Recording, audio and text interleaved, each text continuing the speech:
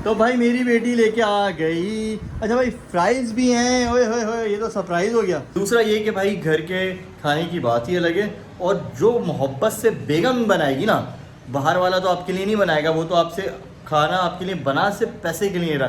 अब आप देखें ना कितनी मेहनत से, इतनी गर्मी में, हाय हाय हाय, इतनी गर्मी में बेगम ने जो है वो बर्गर बनाए, फ्राइज़ बनाए। तो ये मोहब्बत नहीं है तो और क्या है। फिर जब वो मोहब्बत वाला खाना जाता,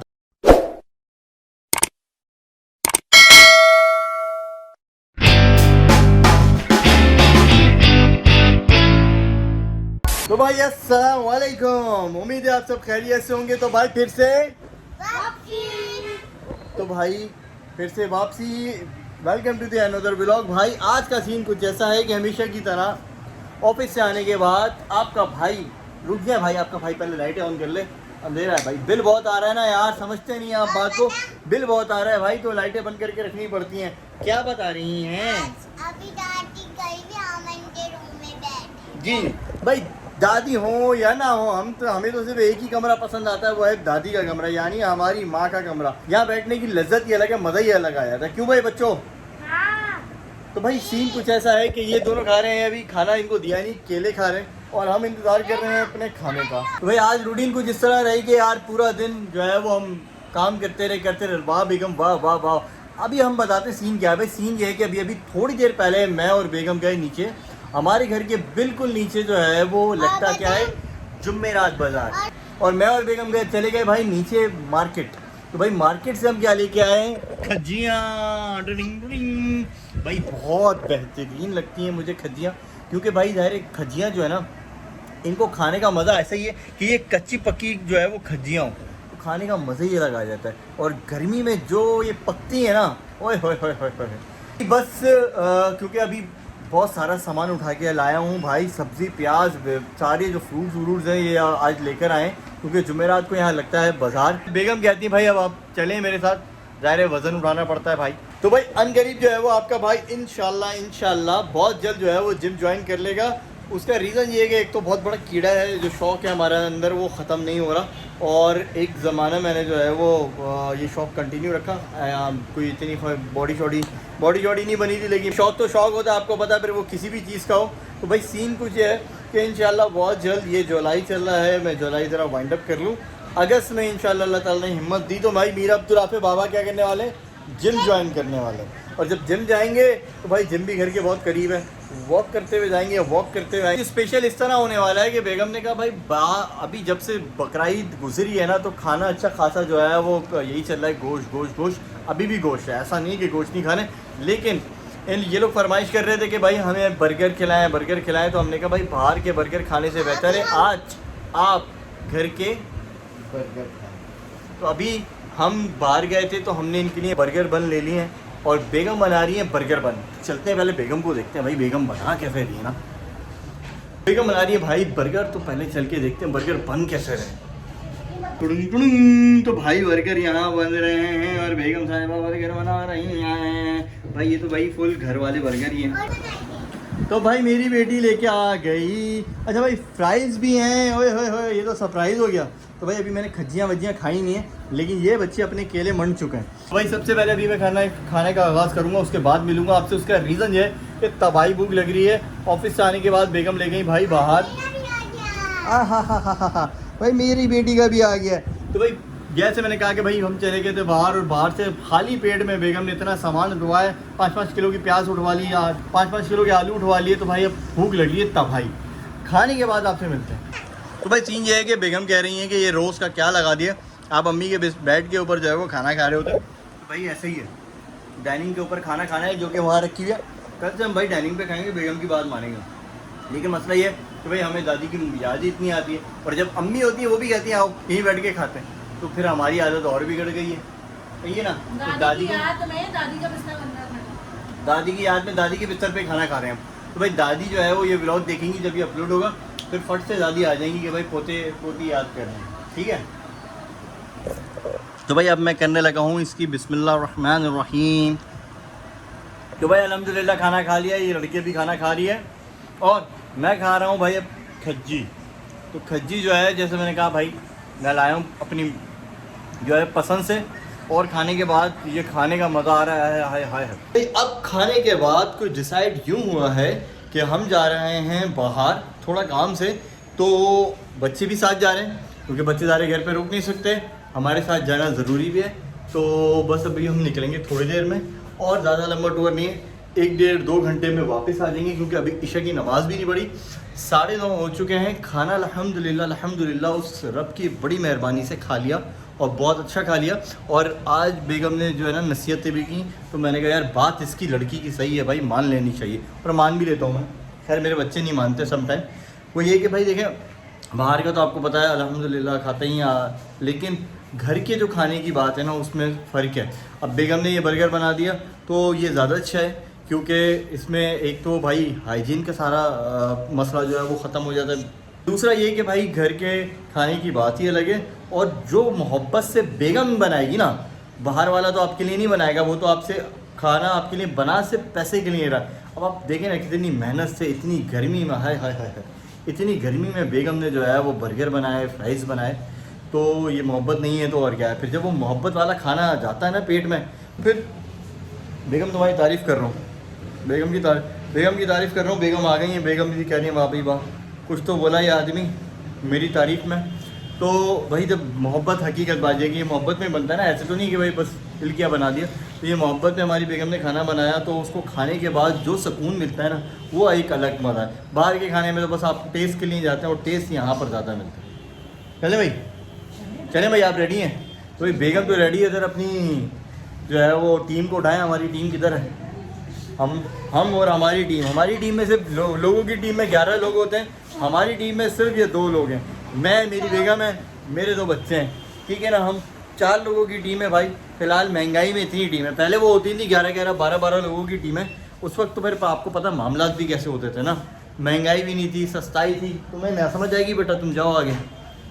तो भाई आपको तो समझ आ रही है ना मैं क्या कह रहा हूँ। तो भाई काफ़ी है, हम 2 हमारे 2, ये वाली पॉलिसी के ऊपर पूरी दुनिया जो है ना अभी चलना शुरू हो गई है। तो भाई हम निकले हैं अपने घर से जाने के लिए, लेकिन ट्रैफिक कंप्लीट जो है वो जाम है और सोराबकोट की तरफ जाने के लिए बिल्कुल रास्ता बंद किया हुआ है। रीज़न क्या है अब रीज़न नहीं पता, लेकिन सारा दोनों रोड जो है बंद करके सारा ट्रैफिक वापस कर दिया। तकरीबन 10 मिनट 15 मिनट तो हम फंसे रहे, फिर भी हम निकल के, बहुत सारे लोग तो अभी भी फंसे हैं। तो अब क्या कह सकते हैं यार, मतलब क्या बोला जाए, इसको क्या बोला जाए, किससे क्या बोला जाए, कुछ नहीं समझ आता इस मुल्क में, ये तो वर्ड्स नहीं है। खैर हम जहाँ जा रहे हैं भाई, हम निकल गए, रास्ते में जा रहे हैं। और अब इतना बड़ा जो रास्ता हमारा 10 मिनट का रास्ता था ना या 15 मिनट का रास्ता था, अब वो हमें तकरीबन आधे घंटे से ऊपर पड़ेगा। यार जब से ये गाड़ी का साइड मिरर टूटा है ना भाई, गाड़ी चलाना मेरे लिए मुश्किल हो गई। मैं इतना यूज्ड टू हो गया हूँ साइड मिरर का, और बगैर साइड मिरर के वैसे भी चलाने ही नहीं चाहिए। अब पता ही नहीं होता इधर से कोई गाड़ी आ रही है नहीं आ रही, ये दोनों मेरे सर के ऊपर ऐसे चढ़े होते हैं जब मैं गाड़ी चलाता हूँ। तो फिर मैं पीछे भी नहीं देख पाता हूँ कि कोई बाइक तो नहीं आ रही है। तो भाई तुम दोनों एक तो पीछे जगह पे बैठो, बहुत सारी जगह है, पीछे कोई भी नहीं है भाई, खाली है, आराम से बैठो। जी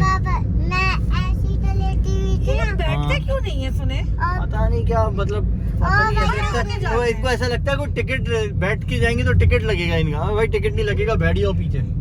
बाबा मैं लेटी थी ना भैया से ना, फिर गलती से ना मेरे आँख में ना बैठी उंगली मारती थी। और लेटो, क्यों लेटी नहीं यहाँ पे भाई आज भाई मेरा एक्सपीरियंस ये है कि पूरा जाम है। पहले मैं गया सोराबकोट, वहाँ दोनों रोड बंद किए हुए थे, वहाँ से हम नहीं जा सके। फिर हम आए भाई मस्कन से गुलशन, और गुलशन से हम आए इम्तियाज़ क्रॉस करने के बाद जैसे यूबीएल का कट आया तो यूबीएल से उल्टे हाथ पे मुड़ गए क्योंकि आगे भी पूरा ट्रैफिक कंप्लीट जैम था। अब हम वहाँ से यूबीएल से आ गए वाटर पम्प, और वाटर पम्प भी इस वक्त जैम है भाई। ये जो अभी हम यहाँ से वाटर पम्प से जा रहे हैं ऑनवर्ड गुलबर्ग की तरफ, और गुलबर्ग से जाएंगे आगे, तो ये जो दोनों तरफ के रोड है ना, ये जो दोनों तरफ के रोड है भाई, दूसरी तरफ का रोड पे भी काम चल रहा है अगर आप देखें तो वहाँ पे अभी भी, और पूरी मिट्टी हुई है, और दूसरी तरफ का रोड बन रहा है। ये रोड जो बनवाया है भाई, ये बनवाया है कमिश्नर नॉर्थ ने, हाजिम बंगवार साहब ने, और बफर जोन में या नॉर्थ नाजमाबाद के अंदर भाई इस बंदे ने बहुत बेहतरीन काम करा है। कुछ जगहों पर मैं आपको जो है वो वीडियो में भी दिखाऊंगा जहाँ जहाँ इन्होंने काम किया। सबसे बड़ा भाई ये रोड, बचपन से लेके आज तक हम यहाँ से गुजरे, कभी ये रोड सही हुआ ही नहीं, खड्डे ही होते थे। एक तरफ का रोड तो इन्होंने लाइनें डलवाई हैं गटर की और सही करवा दिया। अब दूसरी तरफ का रोड बन रहा है, देखें कहाँ तक पहुँचती है कहानी। लेकिन ये कि जो काम कोई अच्छा करे यार, उसको अप्रिशिएट करना चाहिए। हाजिम बंगवार साहब जो हैं वो मैं उनको क्रेडिट दूंगा। सगी हसन चौरंगी भी दिखाएंगे, अगर हम वहाँ से कहना अभी तो हम आपको वो भी दिखाएंगे, क्योंकि वो भी उन्होंने कवर किए। वहाँ पर चरसी बैठते थे, अब उन्होंने उसको कवर करके जो है वो बड़ा ज़बरदस्त वहाँ पे प्ले एरिया बना दिया नीचे। बेगम कह रही है वहाँ से नहीं चलो, यहाँ से चलो। भाई यहाँ से भी हम फंस जाएंगे, अब हमें वहीं से जाना पड़ेगा, बफर जोन से। ये वो रोड है जो नमक बैंक से पीपल चौरंगी से नमक बैंक की तरफ जा रहा है। ये वो रोड है जो ज़िंदगी में मैंने अपना पूरा बचपन इस इलाके में गुजार दिया, लेकिन ये कभी भी सही नहीं हुआ था। ये हाजिम बंगवार साहब की मेहरबानी है भाई कि उन्होंने इस रोड को चौड़ा भी किया दिया। किस सेंस में देखो, एक तो इन्होंने सर्विस रोड भी निकाला है प्रॉपर तरीके से, सब ने नाजायज जो घर आगे निकाले जो इंक्रोचमेंट वो उन्होंने क्लियर करवाई, और ये दोनों तरफ के रोड जो है वो इतने बेहतरीन, इतने चौड़े रोड बना दिए हैं कि ये यूटिलाइज हो रहे हैं, पहले ही नहीं होते थे। तो भाई बेगम के लिए हमने ले लिए हैं गजरे। वैसे तो हम नहीं लेते गजरे, लेकिन हमें गजरे वाला मिल गया तो हमने कहा चलो यार आज क्या याद करोगी, गजरे लो, गजरे पहनो। और क्या खुशबू आ रही है, वाह वाह वाह भाई। ये क्या होता है हमारी माँ के लिए, एक तो तुम्हारी माँ के लिए मैंने गजरे लिए हैं, आइसक्रीम भी दिलाई है भाई। आज आपका भाई असल में है मूड में, तो बेगम ने हमें अपने हाथों से जो है वो भाई बर्गर बना के खिलाया, तो हमने भी कहा बेगम बेफिक्र रहो, हम भी तुम्हें गजरे दिलाएंगे, ये लो गजरे। और उसके बाद हमने कहा बेगम क्या याद करोगी, बच्चे और तुम लोग भी आज आइसक्रीम खाओ। और आइसक्रीम हमको पता है मैं खाता हूँ सिर्फ एक ही जगह की, वैसे तो मैं खाता ही हूँ, लेकिन खाता हूँ तो बस अल्पाइन की खाता हूँ जो कि नहीं थी, तो इसलिए जो है वो फिर हमने जो है वो भाई आइसक्रीम नहीं खाई और भी बच्चों को दिला दी। और मुफ्ती तारिक मसूद की आपको पता ना, फिर हम बड़े फ़ैन हैं, तो उनके कहने के मुताबिक, उनके कहने के क्या मुताबिक, उनकी बयान के मुताबिक बिल्कुल बीवी बच्चों पे खर्च करना सदका जारी है। भाई वापस आ चुके हैं और आते आते हमें बज गए 12। तो भाई आसान नहीं है ड्राइविंग करना। मैं आपको बताता हूँ हुआ क्या, गाड़ी में मैंने थोड़ा बहुत जो है वो बताया था। तो आज सीन कुछ ऐसा है कि भाई 12 बज चुके हैं, नमाज़ पढ़ूँगा भी ईशा की, और नमाज़ पढ़ने के बाद थोड़ा सा आम जो है वो कोशिश करेंगे, एक आम तो खा लें जब लेके आएँ, और उसके बाद भाई थोड़ा सा टाइम देंगे, एक दो और काम करना है वो करेंगे, और उसके बाद भाई फट से 1-1:30 बजे से पहले आज सोना है, क्योंकि आंखें हो रही हैं फुल दर्द में।